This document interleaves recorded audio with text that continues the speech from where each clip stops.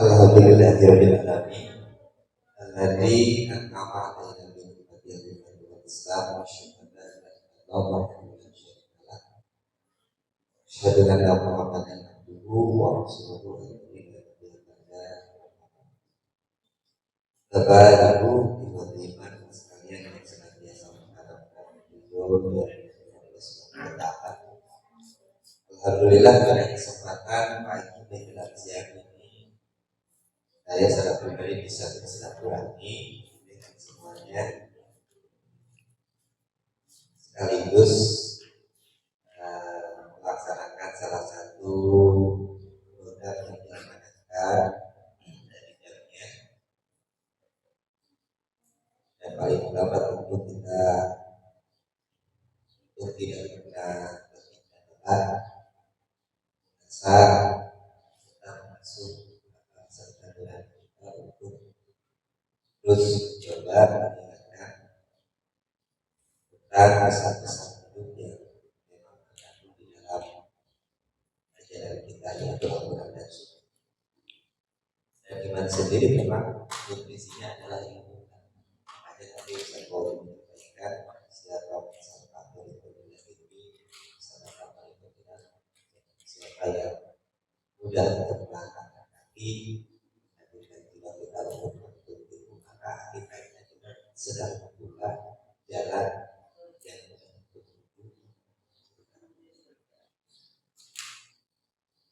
beberapa hal tadi sudah disampaikan oleh SPD tentang Palestina. Satu, keduanya berkaitan mungkin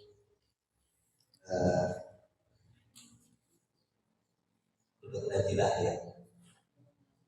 Untuk najilah itu kan kalau teman-teman Cilegon melakukan 1 bulan atau belakang berarti ya selesai. Tapi kalau belum mulai sekarang. Ya kalau belum ya mulai sekarang. Ya, saya memang mulai dari 1 bulan ke belakang melakukannya.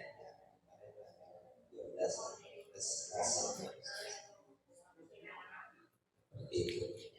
Walaupun nanti edaran dari kementerian sesuai dengan bacaan untuk najilah itu ya boleh juga dibaca walaupun sudah tidak melaksanakan itu tidak bisa juga membaca ketika kita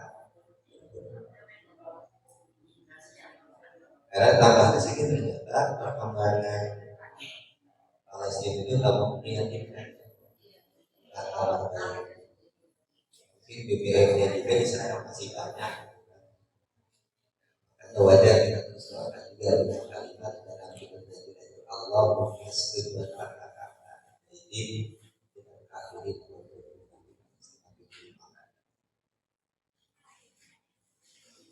sisi lain juga apa yang terjadi di Israel ini sebenarnya membuka mata kita, membuka hati kita, menumbuhkan kehidupan kita. Harus ada keberanian untuk bagaimana menatap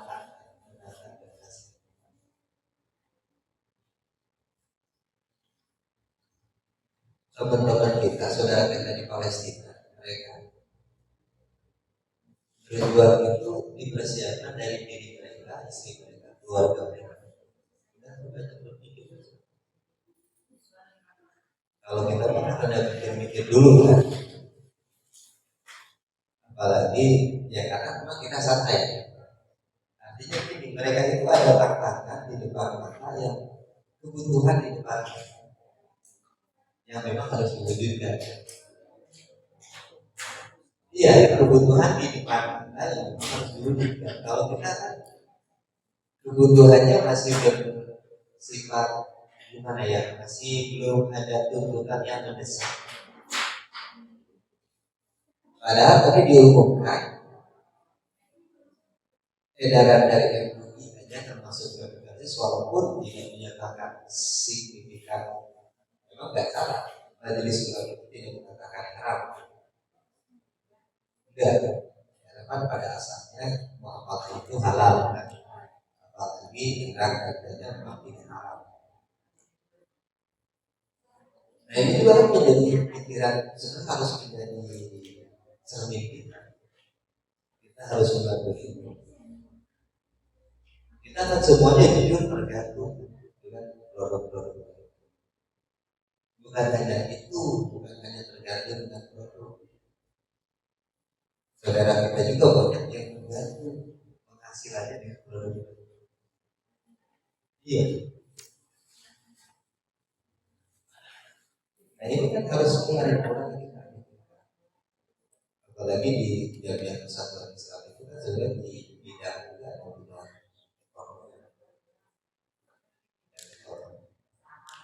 harus memikirkan ke depan bagaimana.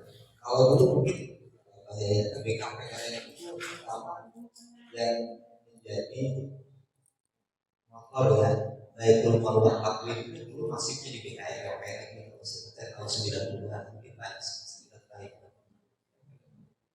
Itu mulai ada kelurahan bagaimana misalnya dari yang digagas oleh Haji Sakson dulu ya. Nah ini kita pun yang tetapi yang memang kita diberitakan di dalam Al-Quran itu Inna Allah yuhibbul ladzina yuqatiluna fi sabilihi dan kamu bukan. Karena di dalam hadis kan Rasulullah SAW menyampaikan, contohnya di dalam Kitabul Jami, Kitabul Adab, Rasulullah menyampaikan, apabila kita pergi berdua, maka pilih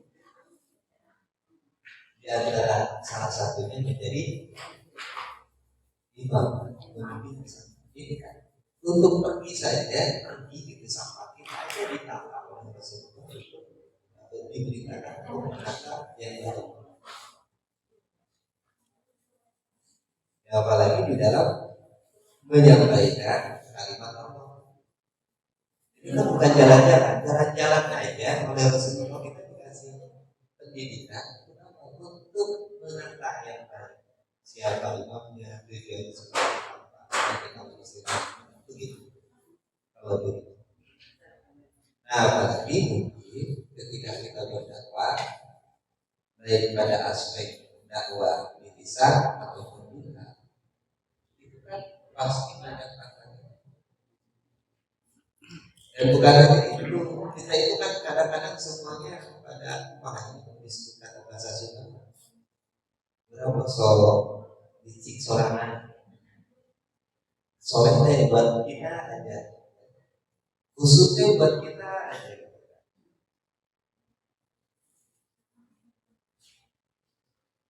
Udah aja tuh hasanah itu kita yang dapatkan. Apa kita belum mempersiapkan secara khusus bagaimana siapa yang akan menusi kita harus. Padahal kita itu menggagas pertama mengatakan atau menggembar-gemborkan hadis di mana-mana hidayah mata ilmu ada informasi. Salah satunya apa? Salah satunya adalah waladun solihun, jadi benar. Anak yang soleh yang berdoa kepada di mana-mana bapak termasuk saya kemana-mana ke Cilegon, ke Serang, ke Karangasem. Kalau kita itu termasuk Jambi itu bapak ibu dan itu pun udah pada senior terbatas. Anak-anaknya mah putranya mantunya jarang terlihat, bukan enggak maksudnya. Kan kewajiban di antara orang tua itu adalah kewajiban untuk menyampaikan kesampaian yang mereka lakukan, bahkan menambah kekurangan-kekurangan yang belum kita. Oleh karena itu memang maka pantas kalau ada sebuah wadah yang menata, pantas kalau ahli-ahli menyampaikan al-haqqu bila hidup yufidul badul bin izin, kebenaran, kebaikan yang tidak ditahan dengan baik itu akan runtuh dengan sendirinya oleh kebatilan yang tertata dengan baik. Yang terasa oleh kita sekarang kan seberapa signifikan mungkin waktu Walaupun kalau kita begitu, kalau kesadaran penduduk Indonesia yang 260 juta, katakan umat Islam 200 juta, katakan semuanya rame-rame bisa, katakan apa saya sebutkan satu produk, beli air mineral atau 5.000 kali 200 juta aja sehari. Tapi tidak kita semuanya juga ya udah cukup seminggu kesana beli lagi. Karena memang ke produk kita juga belum siap, gitu kan ya. Produk kita juga untuk lokal belum siap. Nah itu adalah tugas kita. Moga-moga mungkin versi street Cilegon software tertentu kapan nanti kemarin sesuai yang sudah dijadwalkan November Desember jadinya gunung jadinya November Desember. Ada versi street ya membentuk dilatih namanya juga belum. Bapak-bapaknya kurang didorong ya. Bapak-bapak didorong. Versi sudah ada dorong kasih versi ya. Biar cepat.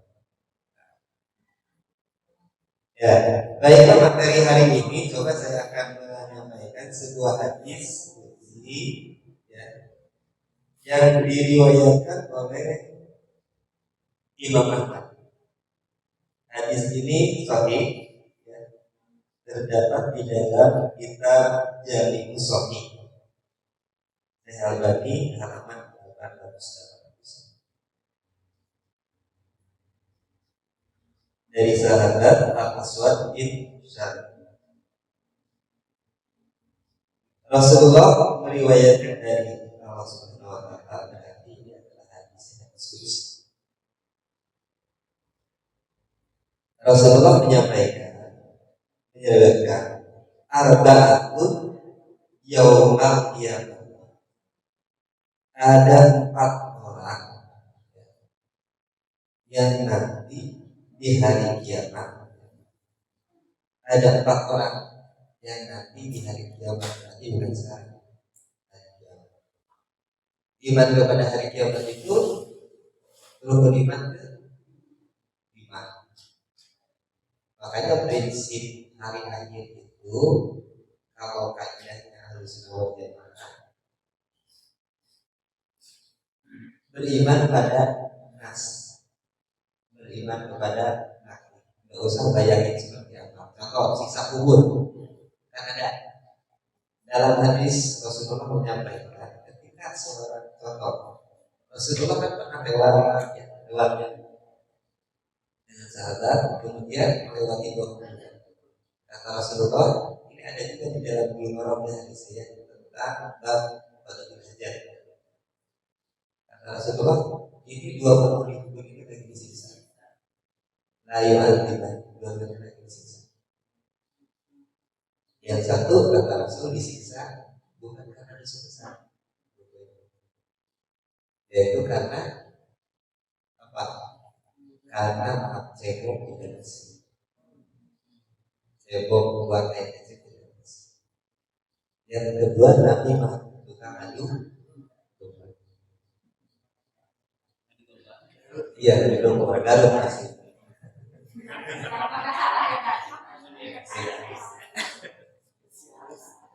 Nah, itu kemudian juga kan kita sebelum hadis itu juga ada tahu bahwa ketika 7 langkah yang mengantarkan atau menunjukkan kembali, maka mulailah asadul maulus yang bertanya dan yang menjawab pertanyaan. Gak usah dipikirin kumaha pertanyaannya, itu urusan akhirat. Karena barzah itu masuk kategorinya. Ya. Walaupun tentu kisi-kisi soalnya sudah ada, tapi belum tentu kan. Cuma memang kehidupan kita itu di situ. Cuma pertanyaannya apakah pasti seperti itu atau gampang pisan. Kalau pertanyaan seperti itu ya tinggal semuanya ditempelin kertas aja pasti kubur kan. Ikut jawaban. Nah, akhirat itu makanya imani nasihat atau dalil-dalil nanti ada tanpa kita berpikir nantinya seperti apa hasil ini. Kayak Imam Bukhari menyebutkan dalam kitabul iman nanti ada jembatan yang ada yang melewati seperti batu. Jadi jangan pikir sirat itu ya seperti ini. Bahkan disebutkan rinci ada yang ketika menyeberang itu dia dikait dilembabkan ke neraka. Ada yang kembali, ada yang tidak pernah kembali. Nah, prinsipnya hadis-hadis yang dan makanya prinsip yang mengenai keimanan terhadap hari akhir itu adalah prinsip yang. Nah, di sini hadis ini menerangkan tentang ada 4 laki-laki nanti di hari kiamat. Kemudian sebagian ulama menyebutkan bahwa hadis ini diberikan judul ujian di hari kiamat. Nah, kalau itu maka ujiannya di dunia. Kayaknya di sini semua ujiannya di dunia, atau mungkin ujiannya di hari kiamat. Saya yakin. Ternyata dunia ini kan tempat ujian. Dunia ini tempat menanam, akhirat tempat mana? Dunia ini tempat menyemai, akhirat tempat menuai. Bercocok tanam itu hidup. Ujian itu bagian dari bercocok. Makanya ahasibanas, apakah kami akan membiarkan kamu bisa begitu saja? Ayo ditinggalkan. Ketika kita mengatakan beriman, jadi orang yang beriman lah yang sebenarnya banyak diuji dan harus senang. Jadi gunung kalau punya pak istri, cewek, duduk di kamar-kamar, duduk di layar itu apa? Berarti itu apa? Ya itu tempat ujian. Bapak punya pasangan cewek, ya kerjaannya belanja, jadi dikit-dikit belanja. Sama dengan ujian, memang dunia itu tempat ujian. Istri itu bagian dari ujian. Ya pasangan kita itu bagian ujian. Baik istri atau suami, bahkan anak kita adalah ujian.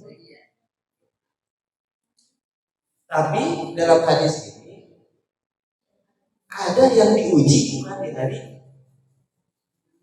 di dunia, tapi justru diuji di hari kiamat. Nah, maknanya sekarang Bapak ini mau di dunia mau di nanti sana. Nah, ujiannya itu di hari kiamat itu oleh Allah dalam redaksi hadis ini adalah yaitu dengan kalimat ini. Dengan kalimat ada dalam hadis ini fayusiru ilaihim an kulunnar. Maka diutuslah kepada mereka seseorang yang diperintahkan untuk mereka 4 golongan ini untuk masuk ke dalam neraka. Nah, ujian itu dimaksudkan ke dalam neraka.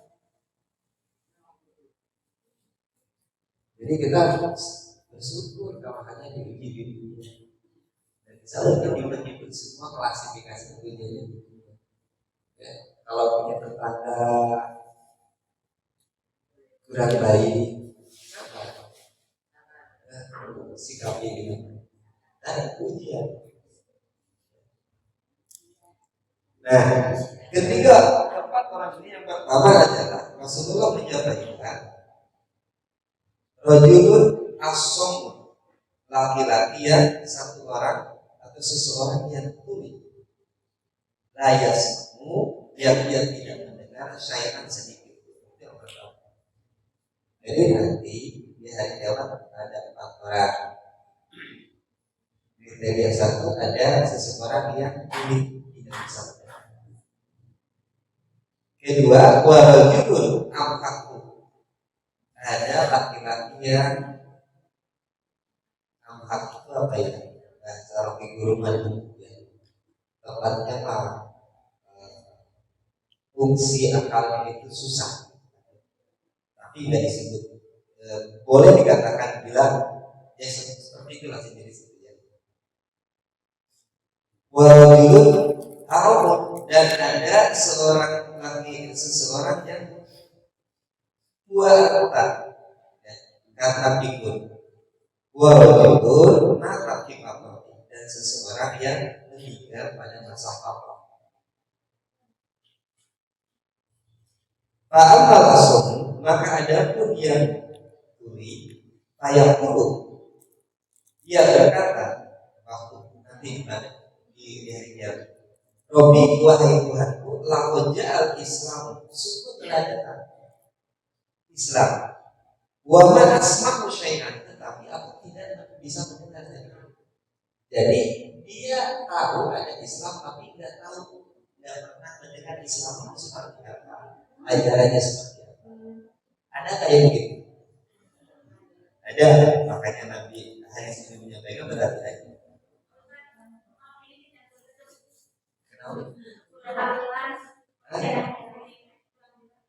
Kurang jelas, deketin.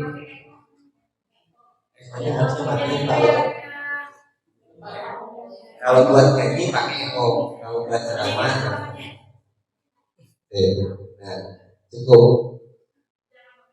Iya, kalau pakai echo-nya matiin.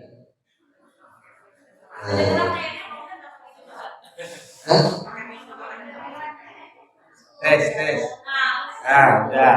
Jangan pakai mic. Ya, ini aja. Ya, apa-apa. Kalau itu permintaannya ringan. Nah, itu kedua, itu yang pertama Bu ya. Wa ammal amhaku, dan ada pun laki-laki yang seseorang yang dungu lah gitu ya bahasanya. Fayaqulu, kemudian ia berkata, Robbi, wahai Tuhanku, laqad ja'al Islamu, sungguh telah datang Islam. Wasibyanu, dan anak-anak kecil yang dipuni, mereka semua melempari aku bil bahri dengan kotoran. Biasanya kan kalau ada orang gelok kan seperti dulu ya. Mungkin anak sekarang mah nggak kreatif Pak Is ya. Anak dulu mah kalau ada anu gelotnya di orang gila teh ditutur-tutur ya. Iya. Iya nggak? Kalau sekarang mah ada orang gila apalagi nggak pakai baju pada kabur. Kalau dulu mah diikutin ya. Waktu saya kecil, tahu budaya kecil begitu sama nggak? Oh sama ya. Berarti yang nggak ngalamin begitu itu masih belum pada tua berarti ya. Nah kemudian wa amal haramu, dan ada pun yang pikun fayaqulu, kemudian maka ia berkata, Robbi wahai Tuhanku, laqad ja'al Islam, sungguh telah datang Islam, wa ma'akilu, tetapi aku tidak memiliki fungsi akal, syai'an sedikit pun. Wa ammal ladzi, maka dan adapun yang meninggal di fatrati, pada masa fatrah. Fatrah itu adalah masa kekosongan kerasulan. Ya, itu namanya masa fatrah. Kan kita nggak tahu spesifik antara jarak dari Nabi Isa ke Nabi Muhammad berapa tahun, atau dari Nabi Musa ke Nabi Isa sama, dan terus sampai ke atas.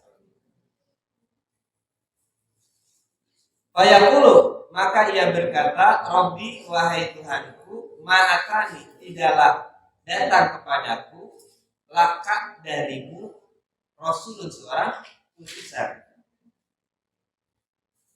Fayaqulu, kemudian Allah mengambil mawasikuhum, perjanjian mereka. Maksudnya ditanya, apa yang kalian katakan ini benar, disumpah. Kalau pejabat itu kan disumpah, ditanya dulu sebelum disumpah. Setelah ditanya baru dinyatakan sumpah. Gitu kan. Nah ini ditanya. Jadi Allah mengambil, apakah benar-benar apa yang kamu katakan ini benar, sesuai dengan kenyataannya, apa hanya sekedar ucapan atau sekedar dalih untuk apa? Untuk berpaling. Ya, seperti liyuti'unnahu, supaya benar-benar mereka itu apa? Benar-benar taat kepada Allah. Maksudnya kalau emang ini sebagai, jadi maksudnya gini, Allah tanya ini kamu benar enggak? Kalau benar ada konsekuensinya. Liyuti'an supaya Allah benar-benar mentaati. Dan memang kan prinsipnya kita itu kan diperintahkan untuk taat kepada Allah dan taat kepada Rasul-Rasul.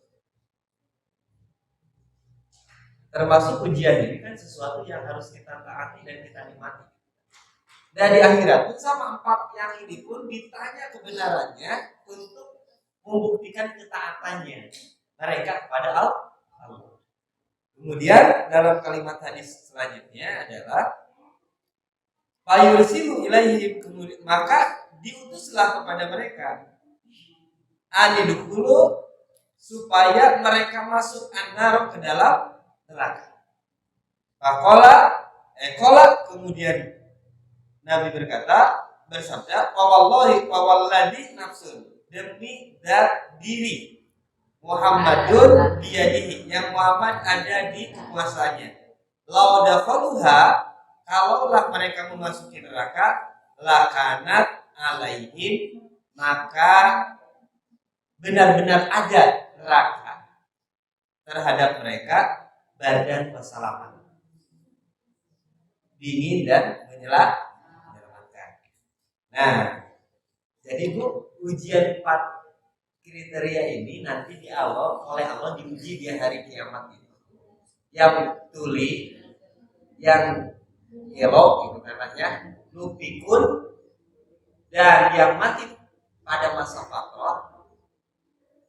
Kalau dia benar ujiannya, kalau benar dia omongannya, maka dia semuanya walaupun yang bohong akan diujinya adalah dimasukkan ke dalam neraka.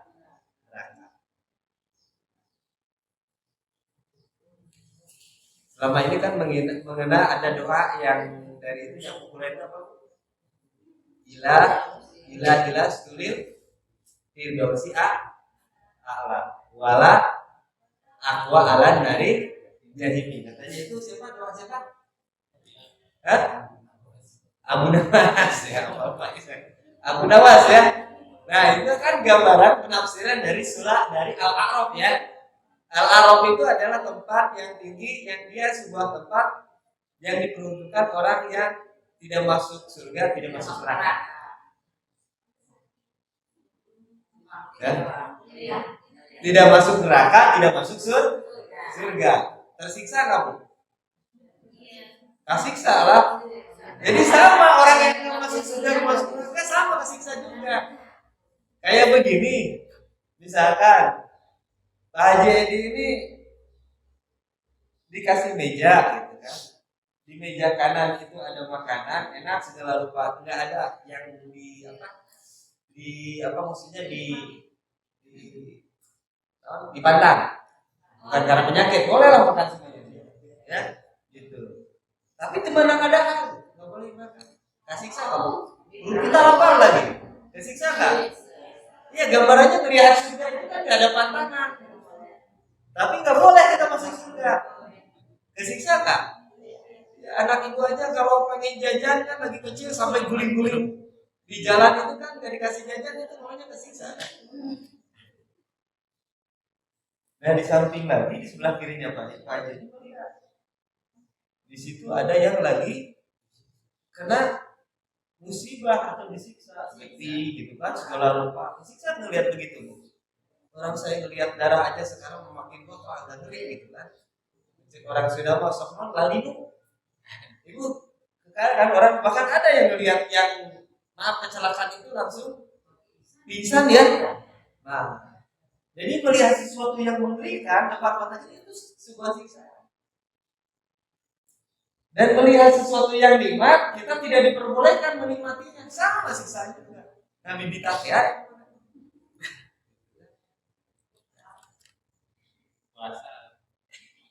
Puasanya masalahnya kalau dihina pihak apa, bingung kan? Bahasanya selama-lamanya kan repot. Nah, itu kan yang makanya ada Abu Nawas suka berdoanya di antara itu kan, laisa firdausi al-akhir, tidak pantas untuk masuk dalam kategori ahli surga. Walau apa lana ridai, tapi aku tidak kuat. Walaupun Abu Nawas itu arti dari doa itu sudah maksa masuk surga, maksa hayang dikasih surga ke intinya. Maka kalimatnya kan ilas dulu Firdaus. Firdaus itu kan surga yang paling. Nah, makanya Imam Bukhari dalam Kitabul Iman ada orang yang masuk surga itu nanti surganya itu dia dimasukin surga paling akhir ya. Udah gosong di neraka, diangkat, dimasukkan ke An-Nahrul Hayat, sungai kehidupan. Nah, dia dikasih surga yang paling rendah. Paling rendah aja di gambaran dalam hadis 30 kenikmatan yang dialami terbaik di dunia. Apa terbaik di dunia? Kayak Sultan Brunei itu kan kenikmatannya istilahnya di Brunei Pando ya, Brunei. Bahkan katanya, iya, bahkan orang Brunei itu paling rendah pendapatannya itu sekitar $30,000. Paling rendah. Indonesia walaupun bahkan saya bukan karena yang kalau ini masih ini berapa? Nah, dari hadis ini para ulama pertama menyampaikan bahwa hadis ini memberikan pelajaran kepada kita atau yang bisa diambil pertama, orang yang tidak memungkinkan untuk mendapatkan seruan, orang yang tidak mungkin mendapatkan seruan dakwah atau melaksanakan syariah itu dianggap disebut dengan uzur syariah. Yaitu diantaranya adalah tadi orang yang apa? Tuli, pikun, gila, kemudian orang yang hidup di masa idiot mungkin ya, idiot. Dari awal. Setelah tua ya. Ya tadi katanya fungsi akalnya enggak begitu dari kecil itu enggak ini. Karena kayak gini, orang yang fungsi akalnya dari kecil dari kan ada orang orang itu kalau bayi belum kenal saya agak kasar bahasanya. Orang yang orang itu udah diketahui ketika bayi dia geus gelo can. ABK ada sekarang. Kalau ABK enggak tahu. Betul. Belum kan umur 1 hari ini. Terus orang yang tuli dari bayi ada bisa tahu kan? Berapa bulan? Ada beberapa bulan dan belum tahu. Ya, udah ada yang ketahuan kan? ABK banyak. Oke, bisa ya. Yang sifatnya medis bisa ya. Nah, yang seperti begitu kan itu dia nggak bisa. Walaupun mau dikatakan tidak diketahui, dia tidak akan bisa kan mendapatkan informasi tentang syariat. Makanya Nabi menyampaikan rupi'al qalam wa anzalasa. Diangkat kewajiban itu dari 3 klaster. Satu adalah apa? Anisobi hatta yahtalima. Anak kecil itu tidak punya kewajiban syariat. Mau sholat kek, mau saum, mau zakat enggak. Makanya anak kita itu yang wajib menjakati zakat fitrah itu siapa? Orang tuanya, bukan. Hatta yang kelima sehingga dia masuk masa balik ya. Kemudian wa anin naimi hatta yas taifido. Yang tidur itu tidak wajib ibadah. Ya. Coba sholat dari tidur itu.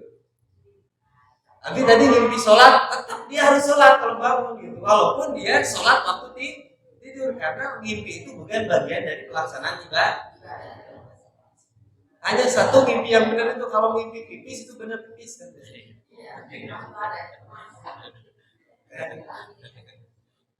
Biasanya gitu. Pais gitu tuh Pais.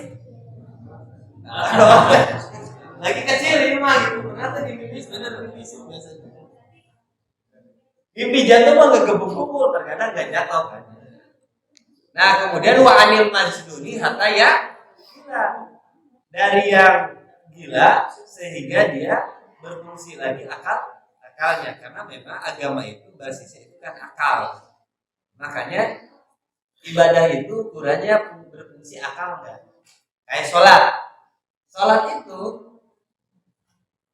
Allah Rasulullah perintahkan dalam sifat sholat Nabi kan, kita Gumarong, solu iman, fa'ilam, solu iman. Sholatlah kamu sambil fa'ilam nastati, pakok. Jadi bukan ukuran fisik sholat, ukuran akal. Dan rata-rata ibadah, bukan seluruh ibadah termasuk keimanan itu adalah barometernya akalnya. Nah, seperti tadi orang kata Pak Is bahasanya idiot ya Pak Is ya. Idiot, kemudian nugelo gitu kan. Itu kan akalnya juga. Nah, sedangkan akal itu bisa mendapatkan informasi kalau dia bisa mendengar. Lamun budek bisa nggak sampai nilai-nilai agama? Nggak bisa. Makanya kalau orang yang kriteria tadi yang 3 termasuk untuk saat ini mungkin masa patroh akan sulit ya kita urai ya.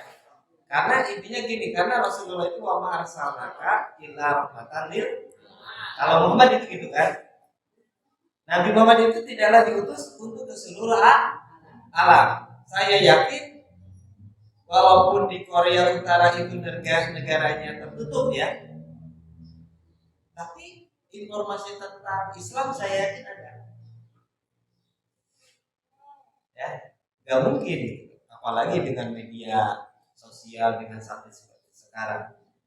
Berita yang ada di manapun kita bisa mengaksesnya saat itu juga. Saya yakin, makanya untuk masa fatrah ketika saat ini mungkin sangat sulit untuk dilacak, tapi bisa jadi kalau sebelum Rasulullah SAW ada masa fatrah. Masa fatrah itu adalah apa? Masa kekosongan Rasul. Jadi ada umat-umat ini tidak mendapatkan risalah. Harus seperti bagaimana beribadah kepada Allah. Nah, jadi yang pertama, orang golongan seperti itu adalah dia mendapatkan uzur untuk tidak melakukan syariat. Nah, kan di dalam ya seperti tadi hadis tersebut menyampaikan hadis yang lain yang saya sampaikan, rubi al-qalamu an salah. Yang kedua, dari hadis ini ketika seruan Islam telah datang, seharusnya semua manusia masuk ke dalam Islam. Seperti tadi, wa ma arsalnaka illa rahmatan lil. Kemudian, tapi memang jadi kita itu diperintahkan siapapun yang mendengar seruan Islam seperti Nabi itu, kita tahu dalam sejarahnya pernah mengutus. Makanya kita kan di awal seperti misalkan saya ngecek toko aja atau yang ini suka diawali dengan Bismillah. Maka ada disimpan di dalam kitab Bukhari Badul Bahi ketika Rasulullah mengirim surat kan ke raja-raja ya, diawali dengan Bismillah. Min Muhammadin Rasulullah, dari Muhammad Rasulullah. Nah, itu ada. Bahkan Rasulullah juga kan kita tahu ada yang namanya sholat gaib ya, yaitu ketika Raja Najasyi mengajak Raja Najasyi masuk Islam. Kemudian Raja Kisra ya, Raja Kisra itu surat Nabi dirobek-robek. Kemudian Nabi berdoakan agar apa? Kerajaan Kisra itu hancur sesuai dengan mencabik-cabiknya atau merobek-robeknya Raja Kisra surat dari Rasul.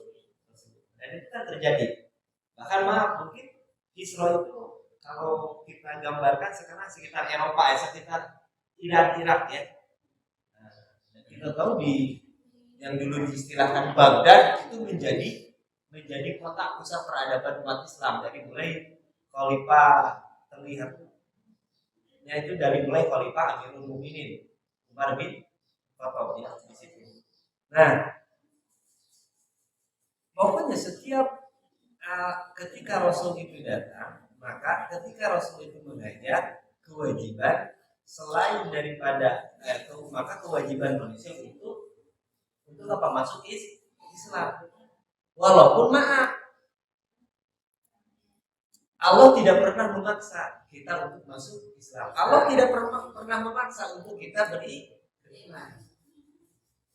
Walaupun harus masuk, tapi Allah tidak pernah memaksa. Makanya ada la ikraha, tidak pernah dipaksa. Jadi dari sini, ketika Rasul menyampaikan, ketika ada syariat, ketika ada putusan, maka diperintahkan semua manusia untuk masuk ke dalam Islam, untuk beriman, walaupun tidak dipaksa. Kita itu harus beriman. Dalam surat Al-Kahfi itu kan jelas lagi, faman syaa falyu'min wa man syaa falyakfur. Silakan, kita mau beriman maka kalau buat umat Islam ini kita silakan musamina wa atona, mangga. Gitu kan? Mau dipilih-pilih, mangga gitu kan. Konsekuensinya ada. Konsekuensinya semuanya itu ada, ya. Jadi hadis ini menerangkan tentang yang kedua adalah tidak, walaupun memang kita diperintahkan untuk masuk agama Islam, tetapi Allah tidak pernah memaksa untuk kita beriman. Karena iman itu dan kafir pilihan kembali kepada kita.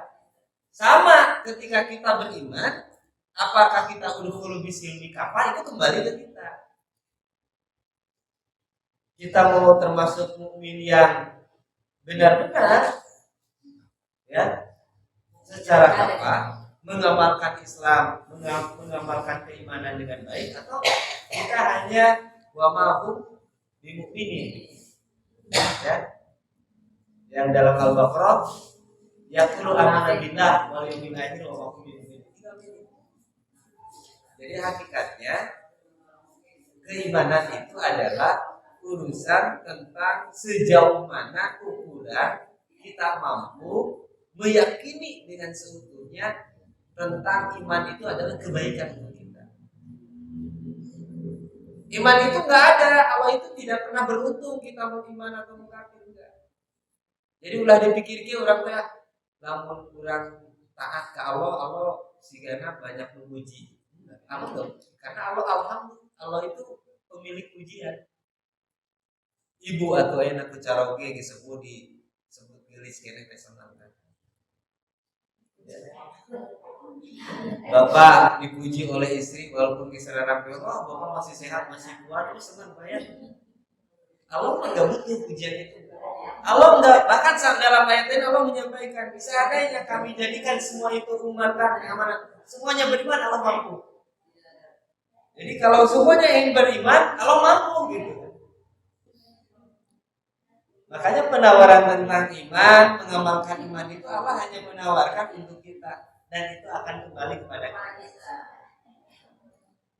Kebaikan yang kita lakukan bukan untuk orang lain, tapi justru kebaikan itu untuk kita sendiri. Kalau peribahasanya kan gitu, macan mati meninggalkan belang, gajah mati meninggalkan gajah. Kita melakukan kebaikan itu bukan untuk orang yang kita sebenarnya ada kesempatan baik kita menolong orang itu, menolong diri kita. Ayo berapa masuk berpikiran lagi menawan si teman dibantu orang baik, sebenarnya kita yang sedang dibantu, dibuka pintu kita untuk mampu membantu orang lain, dan itu hakikatnya membantu diri kita. Ya seperti itu. Nah itu poin yang kedua. Kemudian poin yang ketiga dari hadis ini adalah tugas para rasul itu hanya mengajar.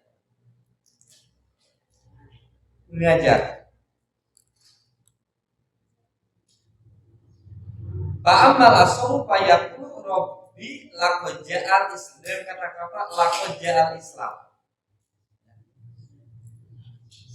Maka di dalam surat Al-Ankabut ayat 18 Allah menegaskan wa in tukadzibu faqad kadzdzaba umamun min qablikum wa ma'ala rasuli illa balagh.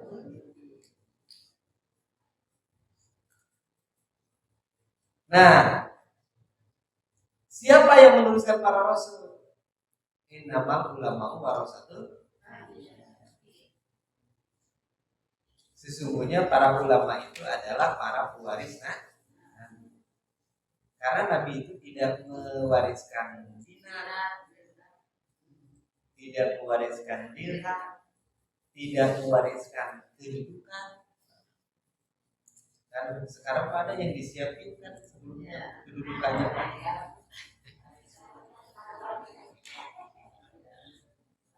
Ya sok gosip, nggak boleh lagi ngaji. Iya, gosip itu membicarakan sesuatu yang nyata. Lamun ternyata mah eta disebut natuk mah duduk. Nabi itu tidak mewariskan dinar, tidak mewariskan dirham, tidak mewariskan kedudukan, tidak mewariskan apa? Kendaraan. Nabi itu kendaraan yang beliau miliki terakhir itu adalah keledai. Keledai itu memang himar. Jadi kalau keledai itu, kalau sekarang mah ya, sekarang di pokoknya keledai itu kalau sekarang digambarkan ya. Kalau sekarang kendaraan ada Pajero, ada Pajero, ya, ada Fortuner, ya enggak, ada Kijang. Nah, kalau keledai itu adalah kendaraan itu city car, Bu. Bahasa kita mah. Kalau motor mah bukan moge.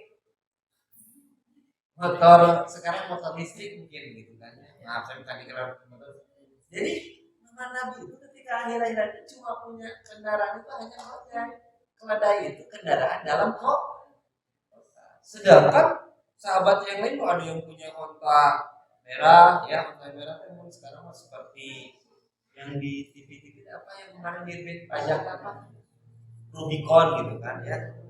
Nah, Nabi itu punyanya gitu. Jadi ketika meninggal Nabi itu tidak punya apa-apa warisinnya, padahal istrinya banyak. Enggak warisin apa-apa. Yang beliau wariskan itu adalah apa? Innamal ulama warasatul. Innamal ulama warasatul hanya ini yang Nabi wariskan. Bahkan saking Nabi wanti-wantinya, warisan Nabi yang paling berharga itu kalau kita melihat tafsir Ibnu Katsir di awal surat Al-Baqarah, ketika ada kalimat wa lil muttaqin alladzina yu'minuna bil ghaib kata ghaib ya. Itu para mufassir Ar-Razi, Ibnu Abbas dan yang lain juga Nawawi menyebutkan bahwa yu'minuna bil ghaib itu bukan para sahabat. Yu'minuna bil ghaib itu kita. Kan kalimatnya gitu ya. Udah lil muttaqin alladzina yu'minuna bil ghaib. Atau Bari juga menyebutkan begitu. Tafsir yang paling ya semuanya menyebutkan yang paling populer itu adalah yu'minuna bil ghaib itu adalah berdasarkan hadis Rasul. Rasulullah itu menyatakan bahwa nanti akan ada umat yang memang baik keimanannya. Dan mereka itu gaib. Melihat sesuatu yang gaib yang tidak tampak tapi keimanannya benar-benar. Sampai sahabat bertanya, siapa mereka? Ya Rasulullah, mereka adalah yang beriman kepadaku, melaksanakan perintahku, merasakan masuk perintah Allah, tapi tidak pernah bertemu denganku. Jadi kalau sahabat mah wajar dia dibimbing langsung kan. Jadi kata Rasulullah bukan seperti itu. Makanya pantas dari budi pada persatuan Islam itu senantiasa contoh mengajarkan kita alaikum bil jamaah. Ya. Kewajiban kamu untuk berjamaah. Kemudian Rasulullah menyebutkan yang disebut jamaah itu ma'ana alaihi wa asli. Nah ini yang disebut bi'uminuna bi'uminuna. Nah, tapi ingat, seandainya di antara sekian manusia, contoh orang-orang ada yang menolak Islam, dan sedikit dari umat Islam sendiri, karena disampaikan al-Islamu mahjubun bil muslimi. Ya, Islam itu justru tertutup bukan oleh orang lain, oleh orang Islam. Bapak Ujin punya anak pesantren ya, anak saya juga sama. Mungkin kayak zaman Budada dulu atau Pak Is, dulu kita ke sekolah itu dengan bawa tas buku yang penuh di tasnya penuh buku bawa Pak Is ya. Terus ngajengking kita begitu banget, seneng. Anak sekarang mah tasnya tiap tahun gonta ganti. Gitu nggak Bang? Tiap tahun ganti. Tapi kalau untuk membawa dulu, mungkin kalau kayak ada yang mungkin dulu nggak Pak Is dulu di asrama naik angkot lah dulu kalau udah ada mungkin naik angkot lah kan. Itu komika sekolah tadi angkot tadi bawa kita di angkot itu sebuah kenikmatan. Tinggali diajar, kita tinggali bisa berusaha benar kan gitu. Tapi kalau sekarang coba kita umat Islam ini harus anak-anak sekarang suruh sholat suruh ngaji aja. Bahkan terkadang ada email kalau suruh pesantren, jangan pesantren kayak dulu gitu kan. Iya kan begitu ya. Padahal ya ini Islam itu maju. Ini secara dasar keislaman. Dulu mungkin tahun 80-90 ya. Untuk berkerudung pakai jilbab itu sulit. Ya. Kalau sekarang alhamdulillah. Tapi sekarang yang menjadi masalah justru banyak nilai-nilai Islam baik yang ada di dalam pendidikan, yang ada di dalam perilaku justru dijauhkan dari umat Islam. Akhlak itu bukan etika. Walaupun bisa jadi etika itu masuk bagian akhlak. Akhlak itu bukan norma, tetapi bisa jadi norma itu masuk dalam akhlak. Padahal maaf, nanti yang membuat amal itu berat di akhirat apa?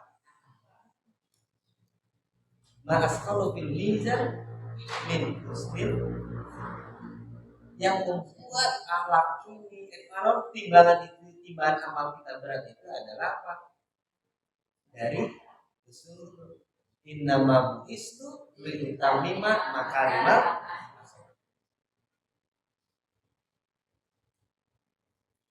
Akhlak ini kan maka disebutkan ada diperinci dalam perilakunya ada adab. Ada adab bagaimana terhadap diri sendiri. Iya, akhlak kepada kita itu ada. Akhlak itu basisnya akidah. Makanya menjadi asqalu fil mizan.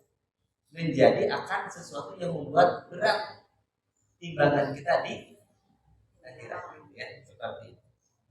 Nah, Rasul itu menyampaikan merinci semua bagaimana kita berakhlak terhadap diri kita, bagaimana kita berakhlak terhadap orang tua kita, bagaimana kita berakhlak terhadap pasangan kita, bagaimana kita berakhlak terhadap anak kita, bagaimana kita berakhlak terhadap lingkungan kita. Ke hewan sekalipun itu ada akhlak. Ada akhlak. Makanya lihat Rasulullah itu ditulis dalam buku Muharram bab tentang akikah dan udhiyah. Enggak boleh kita itu menyembelih, diperintahkan oleh Rasulullah pisau kita itu harus tajam. Ya kan? Itu akhlak. Ya. Kan ada yang nyembelih itu sampai digesek-gesek gitu kan ya. Atau sekedar ayam mah dititeskeun gitu kan ya. Harus ada akhlak. Nah, kemudian yang selanjutnya dari hadis ini adalah menyampaikan kita pun termasuk dari bagian umat Rasul punya kewajiban menyampaikan apa yang ada pada apa yang telah dipesankan oleh Rasul kepada kita. Enggak cukup kita itu amal untuk diri kita sendiri. Kita harus ajak istri kita harus ajak keluarga kita harus ajak keluarga besar kita ajak tetangga kita. Dan tugas kita itu untuk senantiasa wa'lakum minkum ummati yad'una ilal khairi ya'muruna bil ma'ruf wa yanhauna 'anil. Masalah mereka ikut atau tidak itu urusannya lah lain. Karena Allah menyatakan mayyadillah fahwal muhtadi wa mayyudhil fala hadi. Jadi kita itu jangan pernah bosan mengajak, baik mengajak dengan ucapan ataupun mengajak dengan contoh. Dan yang paling mudah itu adalah mengajak dengan contoh. Ya. Nah, kemudian selanjutnya Bapak. Nah, selanjutnya keempat, orang-orang yang tidak mendapatkan ujian di dunia akan mendapatkan ujian di akhir. Nah, mau di mana ujiannya? Mau di akhirat apa di dunia? Nah, mau di mana diujinya? Mau di akhirat apa di dunia? Di dunia ya. Nah, itu jadi ujian di akhirat itu fayur silu ilaihi anil khulud nar. Bagi empat itu mereka disampaikan utusan kepada mereka untuk masuk ke dalam neraka. Kira-kira Bu, yang empat golongan ini tahu nggak itu nerakanya seperti apa? Nabi Ibrahim itu nggak pernah tahu ketika dilemparkan, diketempelkan ke kubaran api, yakin Nabi Ibrahim tahu dia akan meninggal. Ya. Jadi yakin Nabi Ibrahim tahu, yakin. Dia dimasukkan kan dikumpulkan waktu itu karena masih, tapi dia yakin akan meninggal. Tapi kenyataannya bagaimana? Badan wassalaman alaih. Nah, orang yang golongan 4 ini nggak bakal pernah tahu bahwa kan lihat di neraka itu bagaimana siksanya, bagaimana orang-orang yang sedang disiksa, bagaimana apinya. Disebutkan di dalam Al-Majah itu wailul likulli majatil. Atapnya aja kita aja pakai atap baja ringan di rumah haridang ya, gerah gitu kan. Bayangin neraka itu atapnya itu terbuat dari bagaimana? Mereka tidak tahu bahwa ini adalah neraka. Mereka hanya tahu neraka itu bahwa benar-benar kulit ulama nadijat juluduhuma, setiap kulit mereka terkelupas Allah ganti lagi dengan kulit dia dukul ada untuk merasakan bagaimana.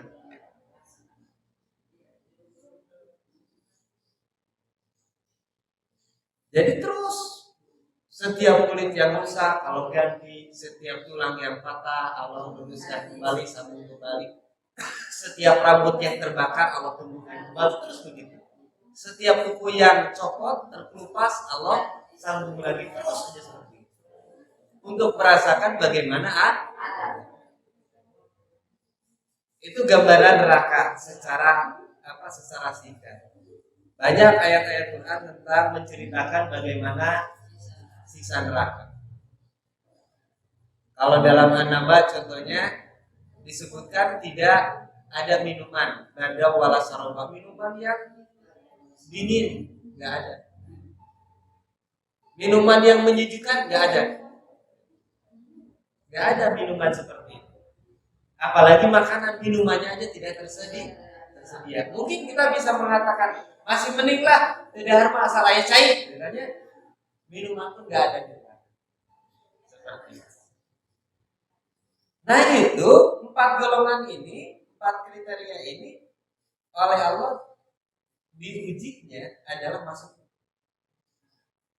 Makanya saya katakan insya Allah kalau di sini semuanya nggak ada yang diuji seperti itu, karena nggak pikun, nggak bonge, nggak jerok gitu kan, nggak ada. Kalau ujinya begitu. Tapi mereka nggak pernah tahu bahwa mereka itu tahu neraka itu karena kelihatan. Mungkin tergila kira-kira gini, sesuatu yang sakit kelihatan bahwa terlihat ada orang yang kesakitan dulu ya kita yakin wah makan sana mampu. Mungkin nggak benar gitu. Kita berpikir begitu mungkin nggak? Sama Ibrahim juga waktu dilemparin oleh Raja Namrud enggak berpikir bakal selamat, tidak. Yakin bakal mati. Yakin bakal mati. Sama persis seperti Asia, istrinya ya. Dia bakal sakit, dia bakal sakit. Kan disiksanya di apa? Pakai batunya ditimpakan, dia tahu bakal sakit. Tapi kan diriwayatkan dari beberapa mufassir menyebutkan Asia itu justru lagi senyum. Masa orang ditenggelam tersenyum pasti nugel kan? Tapi memang semuanya tahu Asia itu seorang wanita yang terhormat. Maksudnya dia bersih, dia bukan wanita katakanlah pelacur, bukan. Wanita baik-baik. Tapi ketika justru dia disiksa dan akhir hidupnya justru dalam keadaan maka kalau orang melihat padahal disiksa, disakiti, dizolimi, fisiknya benar-benar disiksa, mungkin kan pasti nangis kan logikanya gitu. Ibulah kata Jos Jarum aja lagi ngejahit gimana? Ketawa apa menjerit? Atau bapak yang lagi kurun kumis, kusilet, berdarah. Gak mungkin ada yang ketawa kan? Buat kita ketawa pasti gelo kan gitu kan? Tapi istrinya Fir'aun itu justru memang tahu sakit. Tapi kan kita tahu siapa yang memberikan rasa sakit. Kita mengenal rasa sakit, tahu rasa sakit itu dari Allah. Dan Allah yang ngasih rasa sakit. Dan kita tahu dalam Al-Quran ini dan paham, tidak aradallahu syai'an kul. Untuk siapa? Mereka yang spesial, yang dipilih oleh Allah menjadi hamba-hamba yang memang kuat dan kokoh mempertahankan perintah Allah, melaksanakan perintah Allah, menjauhi larangan Allah, dan yakin terhadap segala sesuatu yang datang dari Allah itu baik. Asia itu bukan tidak sakit, cuma bisa jadi Asia itu tidak merasakan kesakitan. Justru yang dirasakan kenikmatan. Karena rasa sakit dan rasa enak itu Allah yang menciptakan. Dan Allah yang menamakan rasa sakit dan rasa enak itu semua itu. Nah, orang-orang yang diuji oleh Allah dari kiamat itu tidak pernah tahu. Mereka hanya tahu neraka itu bahwa begitu siksanya menyakitkan. Kira-kira Bu, Ibu suruh jatuh tetap begitu, masuk ke dalam keadaan begitu, siap nggak? Karena nggak ada pilihan, ujiannya cuma 3 itu. Ibu makan baru diuji suami punya istri lagi juga udah kayak apa sakitnya juga kan? Ya kan? Hah? Ya kita lagi nih banyak nih kejadian di jalan raya ada yang maaf bilang jujur tabrakan kegiles oleh kontainer, maaf ya, organ tubuhnya ini banyak orang yang nolongin nggak? Foto-foto video karena bukan kamu ada orang yang nggak kuat, ya kan? Kita contohlah masuk ke dalam sebuah daerah, kita suruh pindah gitu di daerahnya kampungnya tukang mabok, tukang narkoba, wah tukang segala komplit. Gambaran kita masuk ke situ bakal kita siap nggak di situ tinggal? Yang gitu kita nggak salah. Apalagi kita disuruh masuk ke dalam neraka. Yang neraka itu jelas nyata itu pasti siksanya pedih. Nah kelima, hadis ini memberikan pelajaran kepada kita bahwa orang-orang yang mencari, orang-orang yang mentaati perintah Allah akan diselamatkan dari kesulitan. Kalau dalam hal ini adalah dari berat. Makanya kata Nabi, "Wallahi ya, wawaladi nafsi Muhammadun biyadihi law dakhaluha lakanat alaihim bardan wa salam." Kata Nabi, demi Allah, demi zat yang Muhammad berada di dalam kekuasaannya, seandainya mereka masuk ke dalam neraka, maka neraka akan menjadi dingin dan menyelamatkan. Kan payusilu aniduluha, kan begitu ya. Mereka diujinya sok masuk neraka. Kata Nabi, kalau mereka semua masuk ke dalam neraka, maka dipastikan neraka itu dingin dan menyala.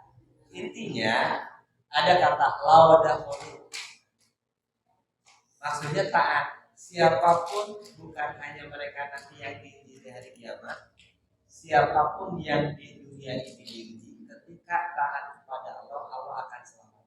Itu taat. Jadi Allah menyampaikan dalam ayat lain, wa may yattaqillah yaj'al lahu makhrajan wa yarzuqhu min haitsu la. Prinsip kita, kalau kita masih gelisah, masih susah, masih galau, berarti belum apa? Belum sepenuhnya kita beriman dan bertakwa. Masih bingung ya. Besok pilih mana?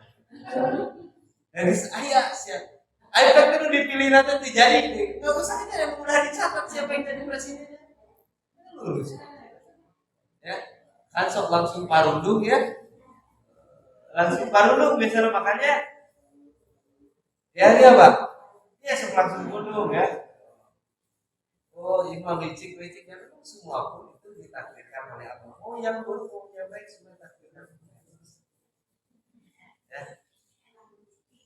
Ternyata pilihan kita ditakdirkan nggak jadi presiden, nggak usah rusing, emang digaji kita. Iya nggak usah. Ya, yang jelas kita udah berusaha. Terus itu tetangga kita beda pilihnya, dia tetangga kita yang pilih jadi presidennya. Dulu jika tetangga itu lebih salah lagi kan? Iya, wa may yu'minu billahi wal yawmil akhir falyukrim. Dari bagus siapa yang beriman kepada Allah dan akhir, muliakan baik hubungan dengan tetangga. Gara-gara beda pilihan jeung tetangga, kok pilihan beda jeung salah nih, wah itu bahaya deh. Maksudnya kita. Nah di sini kembali bahwa takwa itu menjadi basis untuk menyelesaikan pekerjaan dan menghadapi ujian. Kembali kepada Bapak Ibu, saya yakin seandainya Allah menakdirkan kita di antara kita kelompok yang tadi seperti yang Pak, saya lebih baik pilih diuji dunia. Soalnya diuji di akhirat mau bisa mundur Pak. Ya harus maju, mau nggak mau nggak ada lagi. Kalau di dunia kita masih gaib. Intinya gini, masih ada perhitungan kesempatan kita bisa berhasil. Seandainya kita tidak berhasil, moga-moga keturunan kita justru berhasil. Jadi kita berpikir untuk keluarga kita juga, jangan hanya mewariskan harta, mewariskan materi, tetapi kita harus mampu mereka juga mewariskan kebaikan yang kita lakukan bisa dilanjutkan, keburukan yang kita lakukan bisa ditutup dengan kebaikan oleh anak dan keturunan kita. Ya, seperti itu. Ya semuanya orang bisa sempurna melakukan kebaikan karena yang namanya kesempurnaan milik Allah. Tapi itu bukan alasan untuk kita berusaha mendekati kebaikan dengan melaksanakan secara sempurna.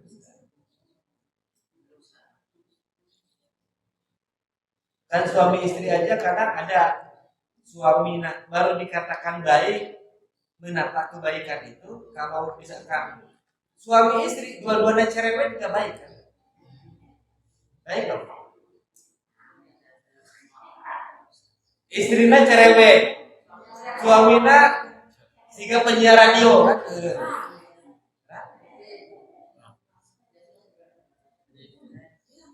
Iya, makanya jadikan ujian di dunia ini bukan ujian di dunia ini sambut dengan baik.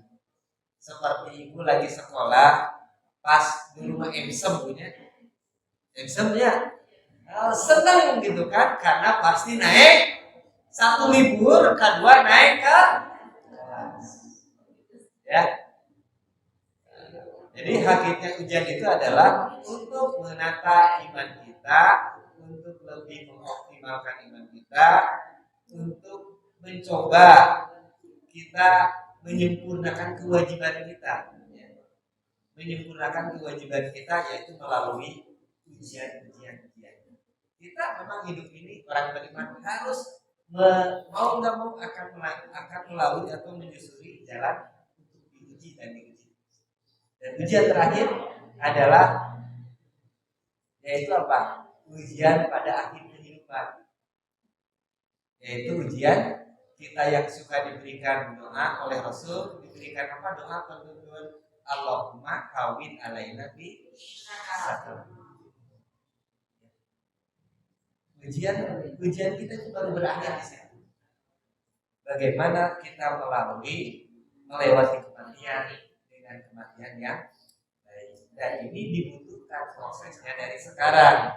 Terbiasa dan merasa senang dan menyiapkan untuk menjawab dari berbagai ujian yang ada yang didatangkan dari Allah. Itu saja yang dapat saya sampaikan sebelum ditutup atau dikembalikan kepada pembawa acara. Mungkin ada hal yang disampaikan dari materi ini. Langsung aja mungkin baiknya ada